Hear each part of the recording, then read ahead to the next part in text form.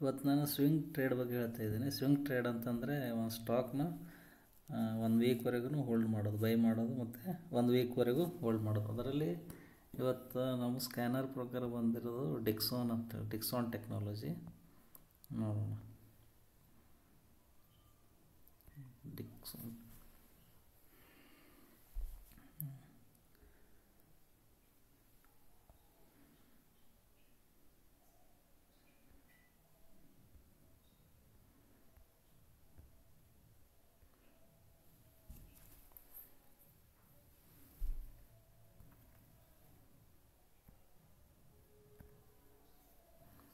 ಇದು daily range last 1 week range breakout ಆಗಿದೆ ಮತ್ತು ಆಲ್ಮೋಸ್ಟ್ ಆಲ್ ರೆಸಿಸ್ಟೆನ್ಸ್ ಕೂಡ ಬ್ರೇಕ್ ಆಗ್ತಾಯಿದೆ.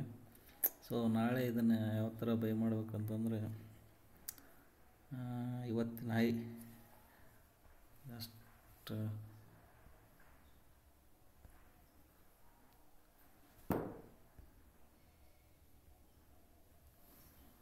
ಇವತ್ತು ಹೈ ಎಷ್ಟಿದೆ?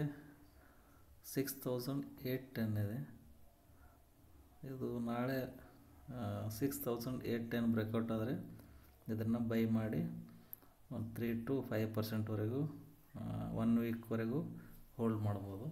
ಅದೇ ಥರ ಇನ್ನೊಂದು ಸ್ಟಾಕ್ ಯಾವುದಂದರೆ ಕೋಫೋರ್ಜ್. ಕೋಫೋರ್ಜ್ ಯಾಕೆ ಸೆಲೆಕ್ಷನ್ ಮಾಡಿದ್ದಾನೆ ಅಂತಂದರೆ, ಅದೆಲ್ಲ ನಮ್ಮ ಕಂಡೀಷನ್ಸ್ ಎಲ್ಲ ಸ್ಯಾಟಿಸ್ಫೈ ಆಗಿದೆ. ಅದನ್ನು ನೋಡೋಣ. ಇದು ಕೂಡ ಸೇಮ್ ಪ್ರಿವಿಯಸ್ ಡೇನೆಲ್ಲ ಆಲ್ಮೋಸ್ಟ್ ಒಂದು 15 ಡೇಸ್ ರೇಂಜ್ ಎಲ್ಲ ಬ್ರೇಕ್ಔಟ್ ಆಗಿದೆ. ಇದ್ರದ್ದು ಹೈ ಬಂದುಬಿಟ್ಟು 6840, 6847.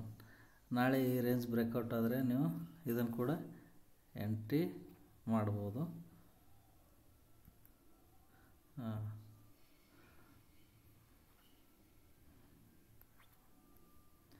ಇದು ಕೂಡ ಚೆನ್ನಾಗಿ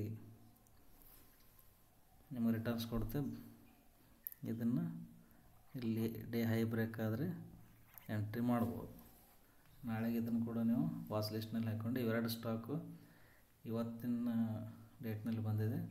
ನೋಡೋಣ ನಾಳೆ ಎಷ್ಟು ರಿಟರ್ನ್ ಕೊಡುತ್ತೆ ಏನು ನೆಕ್ಸ್ಟ್ ವಿಡಿಯೋದಲ್ಲಿ ಡಿಸ್ಕಸ್ ಮಾಡಿ. ನಾಳೆ ಕೂಡ ಇದೇ ರೀತಿ ನಿಮಗೆ ಸ್ವಿಂಗ್ ಟ್ರೇಡಿಂಗ್ ಬಗ್ಗೆ ಹೇಳ್ತಾ ಯಾವ್ಯಾವ ಸ್ಟಾಕ್ ಬರ್ತದನ್ನು ನಾನು ಹೇಳ್ತೇನೆ ನಿಮಗೆ. Thank you.